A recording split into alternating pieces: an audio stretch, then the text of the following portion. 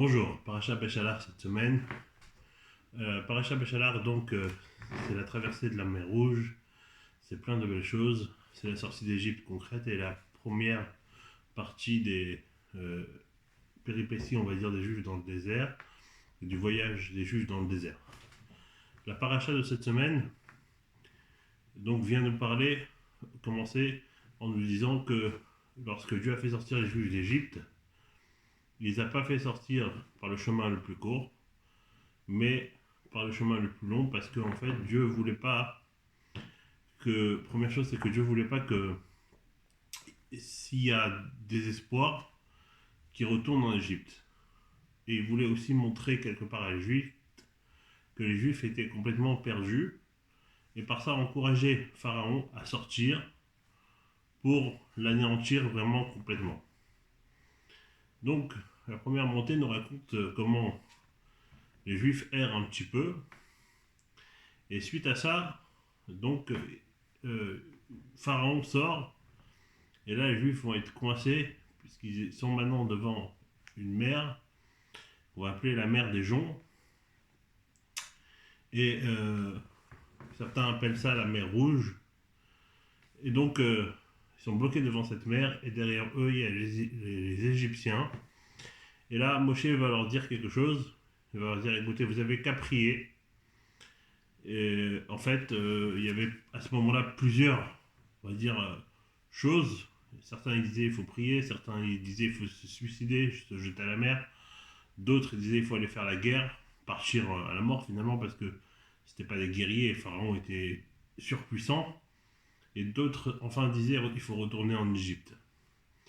Et Moshe et Dieu donne l'ordre à Moshe d'avancer. Alors c'est facile à dire, mais il y a la mer en face. Mais finalement, il y avait une promesse de Dieu que c'est Dieu qui va combattre. C'est intéressant justement parce que dans cette guerre, on voit que Dieu va combattre. À la fin de la paracha, on va voir la guerre d'Amalek. C'est nous qu'on devait combattre. Pourquoi cette différence? Vous pouvez voir ça dans le lien que je mets dans les commentaires de cette vidéo pour voir pourquoi ici Dieu nous dit que c'est à nous de se reposer et Dieu de combattre, contrairement à Amalek. Ensuite, la paracha nous raconte que suite à ça, Dieu va faire en sorte qu'il y a des nuées qui vont se mettre entre les Égyptiens et les Juifs pour les protéger.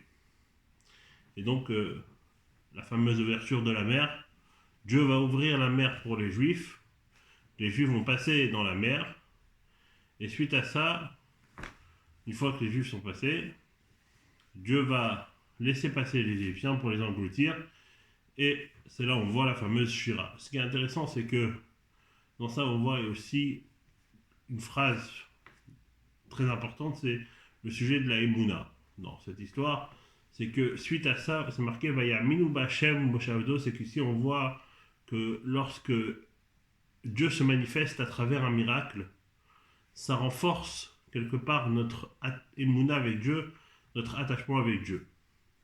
Mais on va voir en fait qu'il y a aussi plus fort, il y a aussi le fait de renforcer notre confiance en Dieu.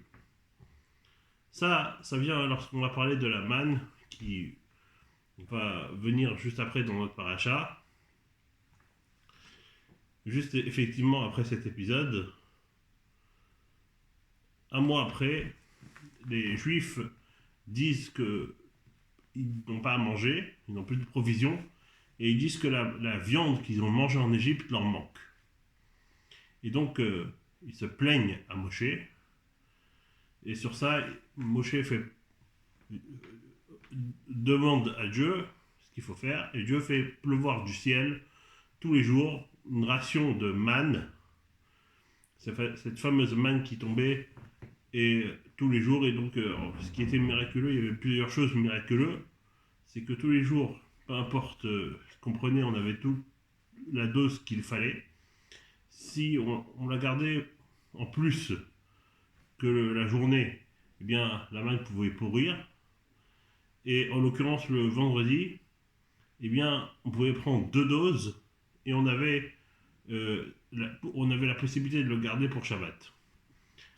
il y a un grand lien justement entre ce sujet de la manne et le Shabbat, puisque finalement la manne c'est notre Shabbat quotidien, c'est le fait de s'attacher avec quelque chose qui est en perspective, quelque chose qui est élevé, quelque chose qui est spirituel.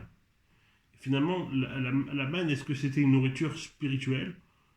Est-ce que c'était une nourriture matérielle? Oui, quelque part, c'était une nourriture matérielle, mais c'était aussi une nourriture spirituelle avant tout. C'était pour redonner confiance. Là, la plainte que les Juifs font, c'est avant tout parce qu'ils ont perdu cette confiance. Alors, dans un moment d'épreuve, on a besoin de reprendre notre confiance envers Akadosh Baruch Hu.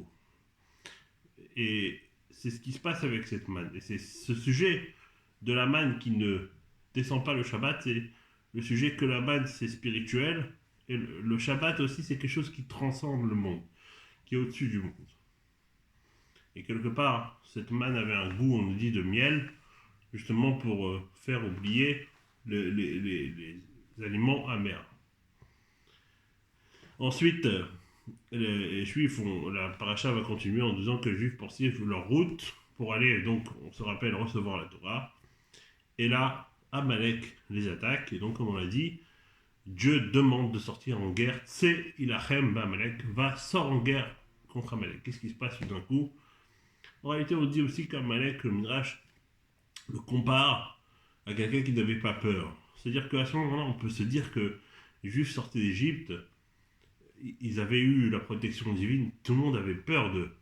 Mais Amalek, c'est celui qui n'a pas peur, qui est prêt à mettre sa main dans un bain d'eau bouillante, juste par provocation et par fierté.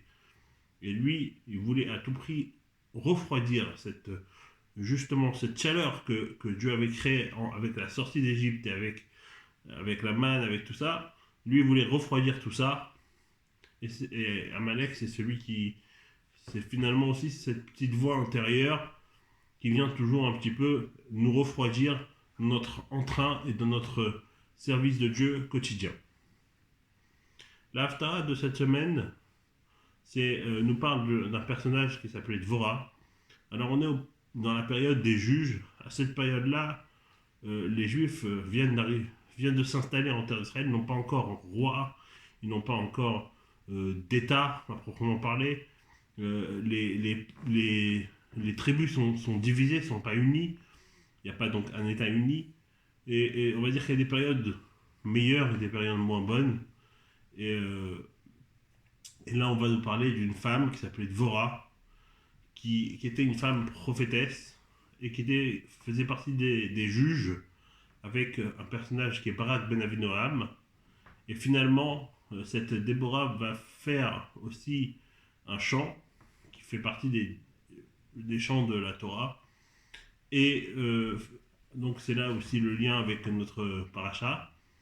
Et ce chant va être fait à côté de Beth El. Et en fait, il y a aussi ici un parallèle entre la Déborah de notre Haftara et la Déborah qui était Meneket Rivka, qui était celle qui était la nourrice de Rebecca et qui a été enterrée aussi en dessous, comme ça c'est marqué là-bas dans la paracha, que Yaakov l'avait enterrée en dessous de cet endroit-là, donc c'est dans le même endroit, en dessous de Bethel, et donc c'est un petit peu le clin d'œil de l'histoire, et finalement ça vient nous rappeler aussi que dans la vie, c'est important d'être joyeux et de remercier Akadosh Baruch Hu sur tous les biens qu'il nous fait, et même lorsqu'ils ne sont pas dévoilés.